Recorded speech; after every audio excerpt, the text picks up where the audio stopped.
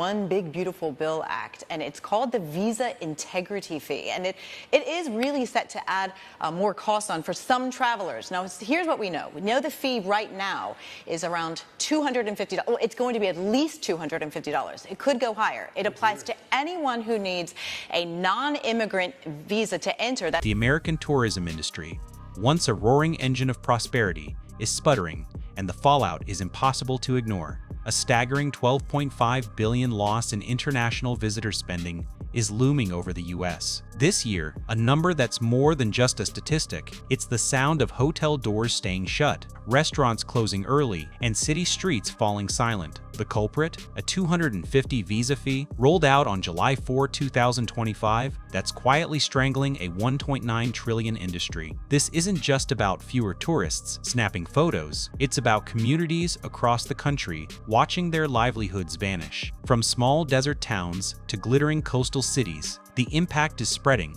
and it's forcing us to ask, is this a passing storm, or is the world starting to see the U.S. as too expensive to visit? Picture Tucson, Arizona, a place where the desert's charm once drew travelers from around the globe. Not anymore. Since that visa fee kicked in, international arrivals have cratered by 32%, according to Visit Tucson, leaving the city's tourism industry gasping for air. Hotels that used to hum with activity now sit half-empty, their lobbies quiet except for the occasional footsteps of staff. Gift shops are gathering cobwebs, and tour buses trundle along with barely a soul on board. Nearly 40% of Tucson's tourism businesses have had to lay off workers or close temporarily, not because people stopped loving the desert, but because they can't afford to get here. Just a year ago, Tucson was buzzing with ambition, new airport terminals, fresh attractions, big plans. Now, those dreams are on hold, replaced by empty hotel blocks and signs that read, "Closed until further notice." When tourists get priced out, it's not just a business that suffers, it's an entire city's spirit. Up in Spokane, Washington, the story takes a different but equally painful turn. This city relies on international students, many on J1 visas, to power its summer tourism season.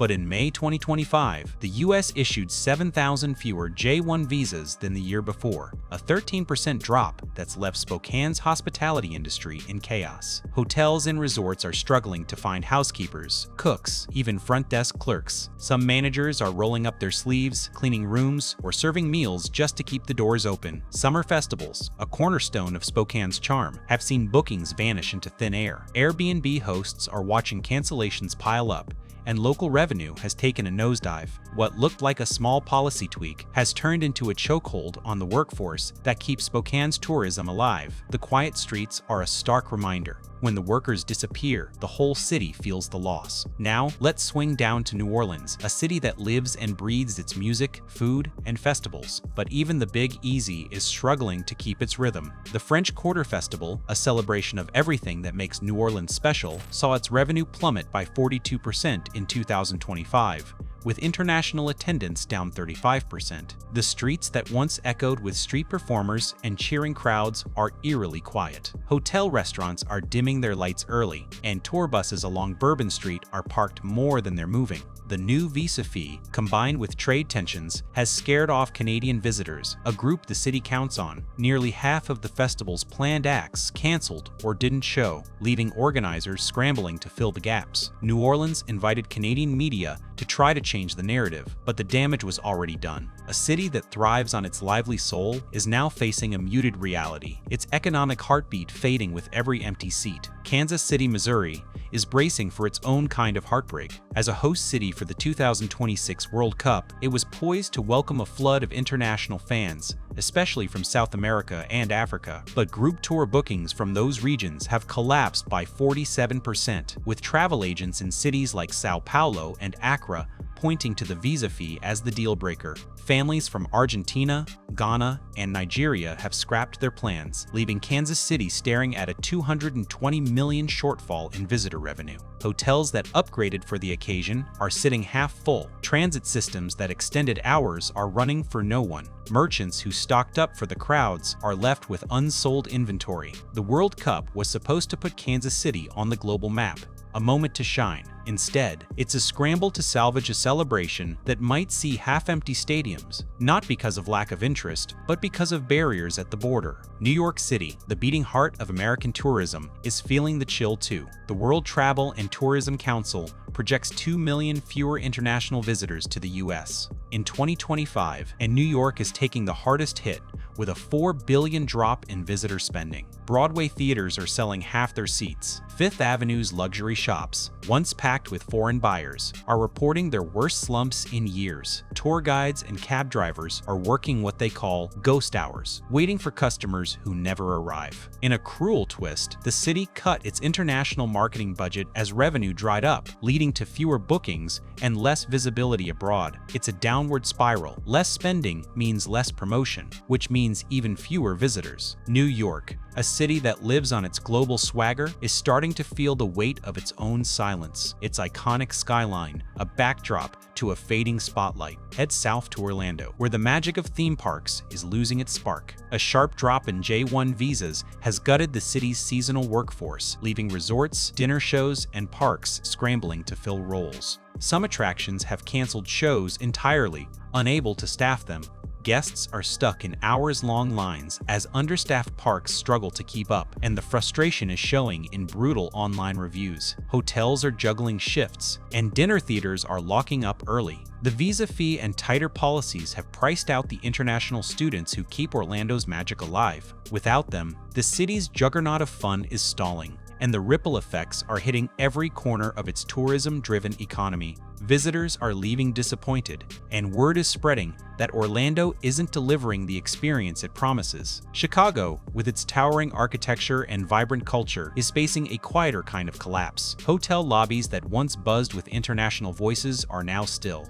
The city's famous architectural boat tours, a springtime must-do, are running half-empty, with operators docking early due to lack of demand. Group bookings have vanished without a trace, and cultural programs like music residencies and language immersion weeks are being canceled as sponsors pull out. In 2024, Chicago welcomed over 55 million visitors, but this year, the streets feel hollow. The absence of foreign languages, a stark contrast to the city's usual energy. Tourism leaders warn that the cycle is feeding itself. Fewer visitors mean less revenue, which means less money to promote the city abroad. Without that global reach, Chicago risks slipping off the world's travel radar, its cultural pulse growing faint. Miami, a city that thrives on sun and glamour, is losing its luster. Google travel trend data shows a 15% drop in searches for Miami compared to last year, marking it as one of the world's most avoided destinations. Local businesses report that service revenues, restaurants, hotels, entertainment